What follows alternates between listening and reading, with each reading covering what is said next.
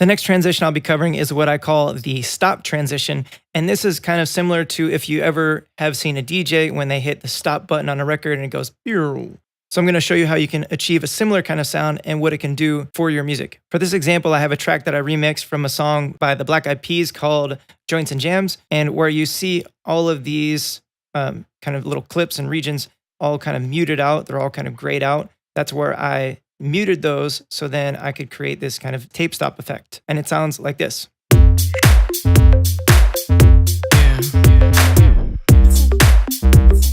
So this is a pretty easy effect to achieve. I know Logic has the fades, and you can turn the fades into a slowdown effect. And Pro Tools has what's called Audio Suite. Anytime you can get a hold of a pitch kind of effect, you can basically pitch something down relatively quickly and give it this similar effect. So what I'll do is I'll turn all of these guys back on, and I'm just going to hit record on this track, and I'm going to record all that stuff down. So I have it set to resample mode, so it's just going to record all of this stuff down.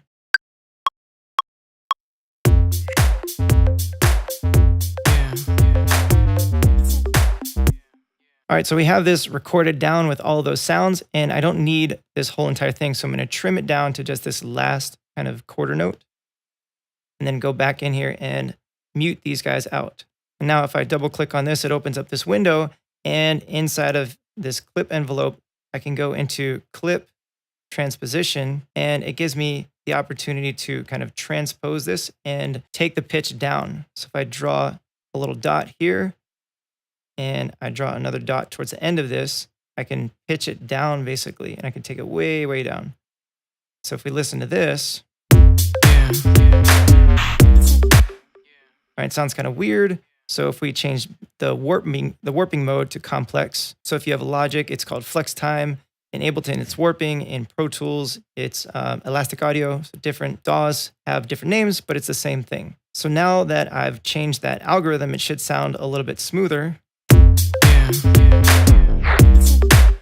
But there's still a little bit of a weird kind of sound on the end. So I'm going to pull this back a little bit. And then I'm going to allow some of that kick to come through a bit more. So I'm going to not start the pitch until after the kick has kind of hit. Sounds like this now. So you can see that after we recorded this into some new audio, we take that audio and then we add this transposition effect. So basically we're just taking the pitch on this and we're pitching it down relatively quickly. And so it gives it this kind of stop effect. There's a plugin from Isotopes called Vinyl, and you can grab that one for free from Isotopes' website. You go to plugins. I can take this Isotope Vinyl and put this on this track. And so if I get rid of this automation effect that I have on here to make it do that kind of pitch down effect, I can use this vinyl effect to kind of make it do something similar. So you can see here it has this spin down effect. And what it's going to do is when I engage that, it's going to cause this to sound like it stops. So now I'll just drag this whole thing back out. We're going to have this whole section again. And I'm just going to play this section right here. All right, so I'm just playing this with the Isotopes vinyl on it.